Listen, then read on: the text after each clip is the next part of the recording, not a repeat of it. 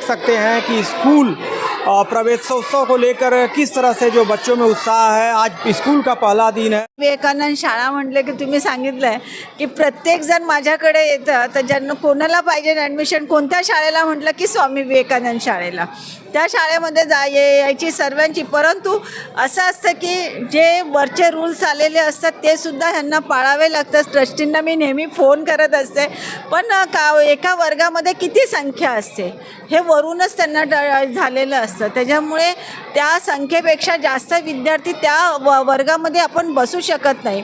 आणि मी कुठेतरी मग त्या लोकांना लेट आल्याच्या नंतर ॲडमिशन मिळत नाही, मग मी त्यांना समजवते.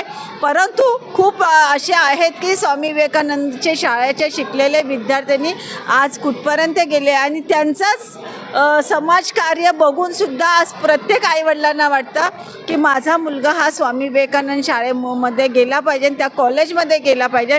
कारण शिक्षण खूप छान इथे स्वामी विवेकानंदला सर्वांना मिळतं. आणि त्याचीच एक मला माहिती नाही, पण शाळेचे सर्व शिक्षक आणि त्यांचे काय जादू आहे की प्रत्येकावर की असं वाटतं, प्रत्येकाला वाटतं स्वामी विवेकानंदमध्ये माझ्या मुलगा किंवा मुलगी आणि कॉलेजला गेली पाहिजे.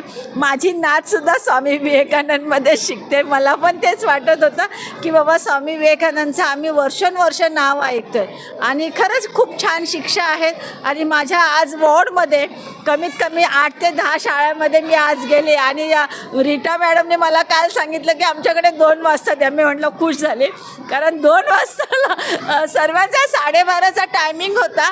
त्याच्यामुळे किती ठिकाणी आपण पोचणार हा मग एक प्रश्न होता. परंतु सर्व शाळेमध्ये गेली, सर्व मुलांचं आज वेलकम केलं, त्यांना शुभेच्छा दिल्या.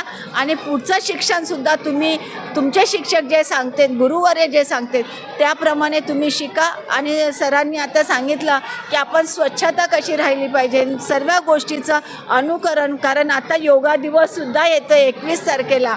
आपल्या देशाचे पंतप्रधान यांनी सांगितलं की योगा दिवस आपल्याला 21 जूनला करायचा. परंतु भारतात नाही तर पूर्ण जगामध्ये योगा दिवस साजरा करत आहे. त्याचप्रमाणे वृक्षारोपणचं सुद्धा तेच झालं. 5 तारखेला आपण वृक्षारोपण केलेलं आहे. आणि आज शाळेचा पहिला दिवस. तर हे मुलं उद्याचं भारताचं भविष्य आहे. म्हणून त्यांनीसुद्धा आपल्या देशाचे पंतप्रधान आणि महाराष्ट्राचे मुख्यमंत्री देवाभाऊ यांच्यासारखं म्हणजे त्यांच्या कार्यातून दिसावं असं आम्हाला वाटतं. परत एकदा सर्वांना खूप खूप शुभेच्छा. जय हिंद, जय महाराष्ट्र.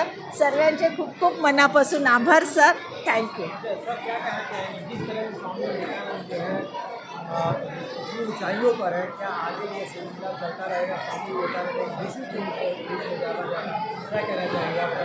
जी डेफिनेटली. जब हमारे फाउंडर हर्षु आडवाणी जी ने 1962 में संस्था की स्थापना की तो सिर्फ 250 बच्चे थे. आज हमारे यहाँ 26 इंस्टीट्यूशंस हैं और मोर देन 25,000 बच्चे पढ़ते हैं. तो हमारी ये रहती है कि जब एक बच्चा आता है तो हम समझते हैं कि एक मट्टी आई है हमारे को, जिसको हमें अच्छा ब्यूटीफुल घड़ा बनाना है. So we try to make these children into good human beings and good citizens of the country, along with the excellent academic records and the skill base. We want to put a lot of skills into them so that they are able to meet the challenges of India on the whole. And त्यांचे पाय उमटले. आणि त्याचबरोबर आता इथे चेंबूर मुंबई आपली महानगरपालिकेची चेंबूर नगर शाळा आहे.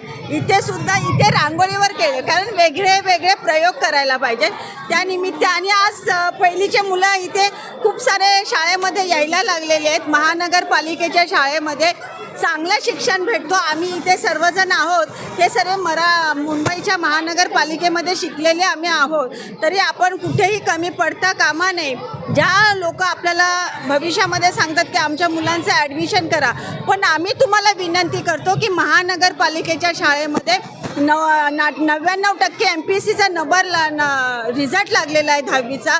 परत इंग्लिश मिडियमचा 98% लागलेला आहे आणि मराठीचं 90% लागलेलं आहे. तर आपण महानगरपालिकेच्या शाळा कुठेही कमी नाही आहे.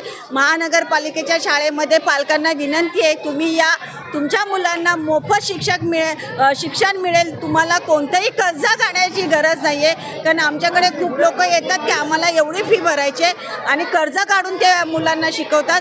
तर प्रत्येक पालकाला माझी विनंती असेल की महानगरपालिकेच्या शाळेमध्ये तुम्ही आवर्जून तुमच्या मुलांना पाठवा आणि शिक्षण घ्या. जय हिंद, जय महाराष्ट्र.